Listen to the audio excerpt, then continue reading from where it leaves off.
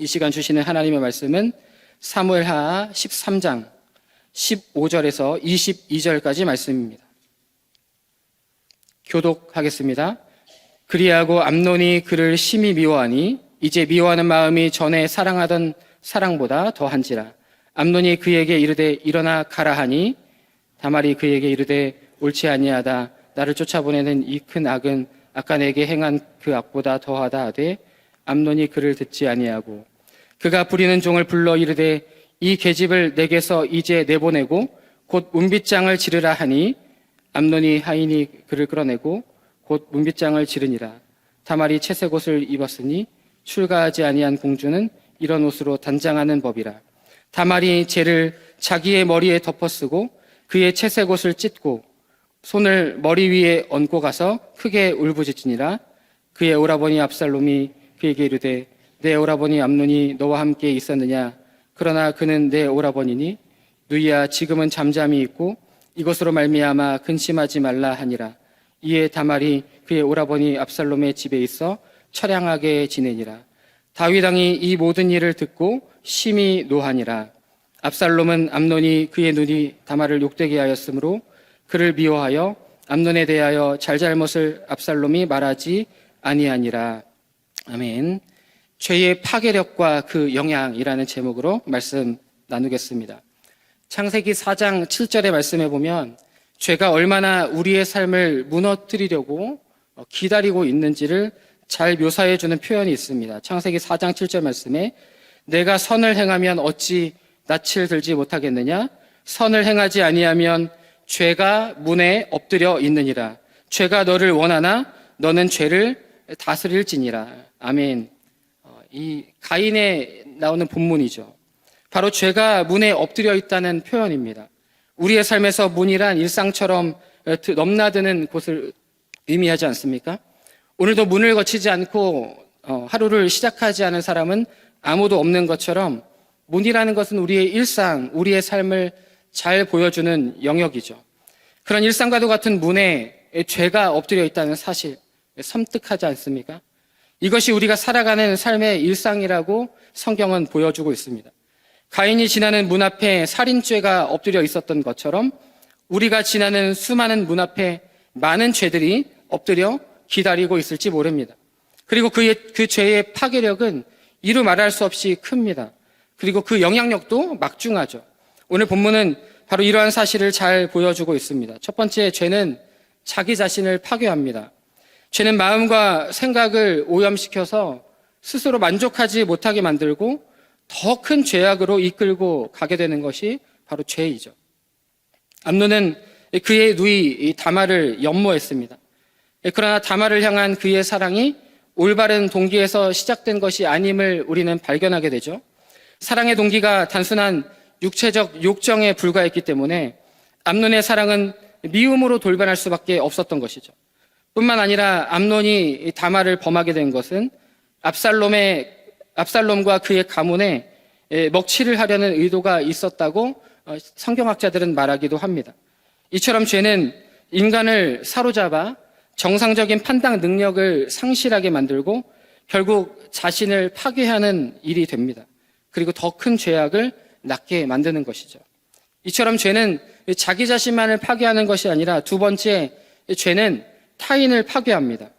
죄는 반드시 자기 자신에게도 흔적이 분명히 남지만 다른 사람에게도 흔적을 남기고 주위 사람들에게 치유하기 힘든 상처와 고통을 남기게 되죠. 암논의 범죄로 말미암아 다말에게는 평생 씻을 수 없는 큰 상처와 슬픔이 남게 되었습니다. 뿐만 아니라 그의 가족이었던 압살롬과 다윗에게도 큰 고통이 되었죠. 특별히 다말을 강간하는 범죄를 넘어 길거리로 내쫓았던 것은 또 하나의 죄를 범하는 것이었고 다말과 압살롬을 모욕하려는 의도가 분명히 드러난 일이었다고 합니다. 그가 다말과 혼인을 한다면 강간의 죄를 보상해 줄 수 있었지만 길거리를 내쫓음으로 말미암아 다말과 그의 가문을 철저하게 모독하는 결과가 된 것이죠. 실제로 율법의 규정에 따르면 다말을 강제로 겁탈한 그 자체보다 육부인 다말과 혼인하거나 신부값을 지불하지 않고 강제로 집에서 쫓아낸 것이 실제로 더 잔악하고 모욕적인 범죄였다라고 말하기도 합니다. 20절에서 우리 다말의 모습을 잘 보여주고 있죠. 처량하게 지내고 있다고 하는 이 묘사를 보시면 오히려 황폐하게라고 하는 단어가 더 잘 어울립니다.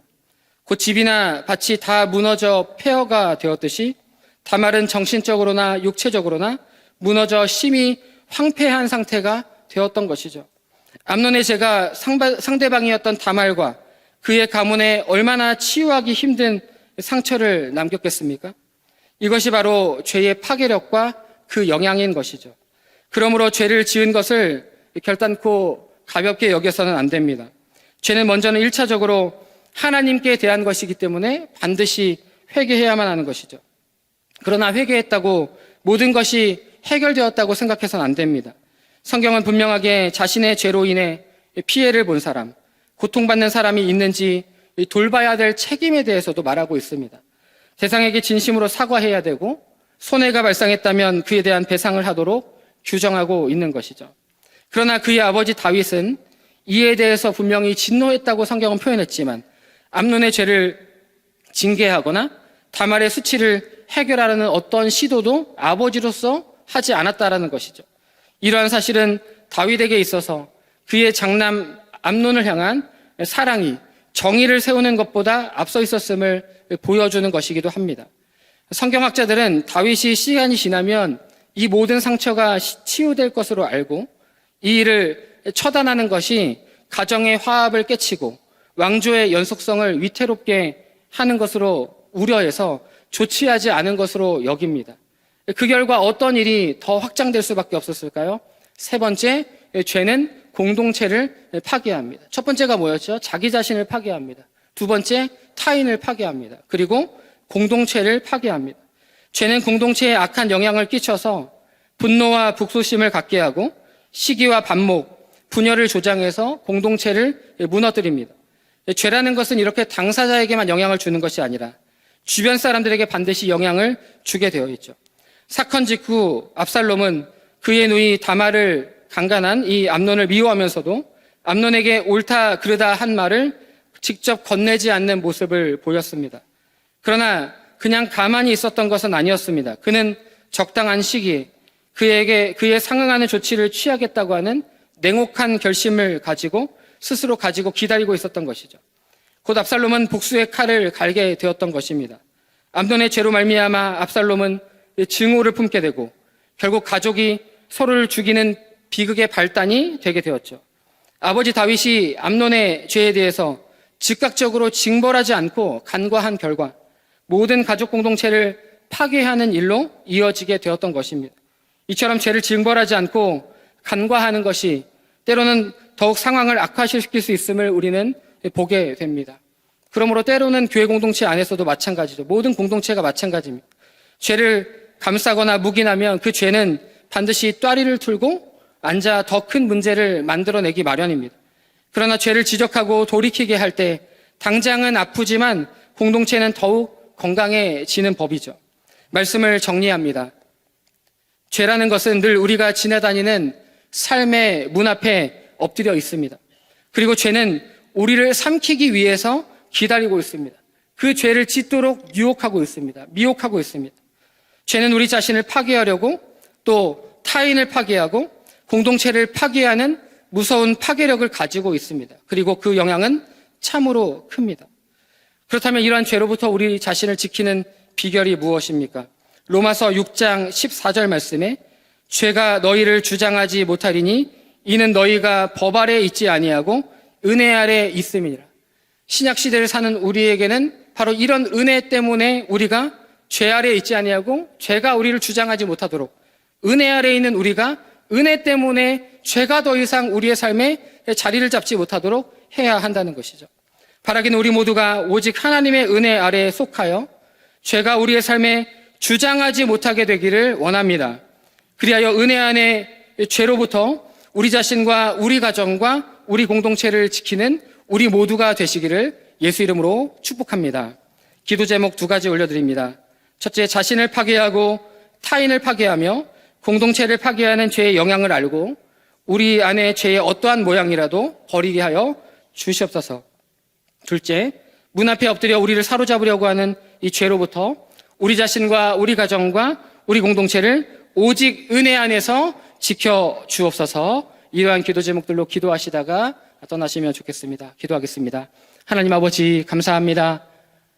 죄의 파괴력과 그 영향이 얼마나 큰지를 이 압살롬과 다말의 또 암논의 이 사건들을 통하여서 우리가 함께 살펴보았습니다. 주여, 우리에게 은혜 주셔서 죄가 우리의 삶의 문에 엎드려 있다고 하는 사실을 기억하면서 죄가 우리를 사로잡지 않도록, 삼키지 아니하도록, 유혹하지 아니하도록, 미혹하지 아니하도록 우리 자신을 하나님의 말씀 아래, 은혜 아래 우리 자신을 지킬 수 있는 은혜 허락하여 주시옵소서. 나 자신과 또 타인을 파괴하는, 공동체를 파괴하는 죄의 영향을 알고 죄의 어떠한 모양이라도 버리는 우리의 결단이 있게 하여 주시고, 문 앞에 엎드려 우리를 사로잡히는 죄로부터 우리 자신과 우리 가정과 우리 공동체를 지켜내는 우리 모두가 되게 하여 주옵소서. 이번 한 주간도 죄의 수많은 유혹으로부터 주의 말씀과 은혜로 지켜내는 복된 새로남의 모든 교우들 되게 하여 주옵소서. 감사하며 거룩하신 예수님 이름으로 기도드립니다. 아멘.